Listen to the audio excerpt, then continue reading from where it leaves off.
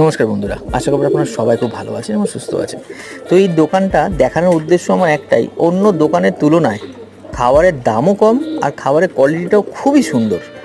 আর medicine পেয়ে যাবেন সব রকমের খাবার পেয়ে যাবেন এখানে, পাখির খাবার, পায়রার খাবার সবটাই পেয়ে যাবেন। আর এই দোকানটা হচ্ছে আমাদের গড়িয়া শ্মশানের ঠিক পাশেই আছে।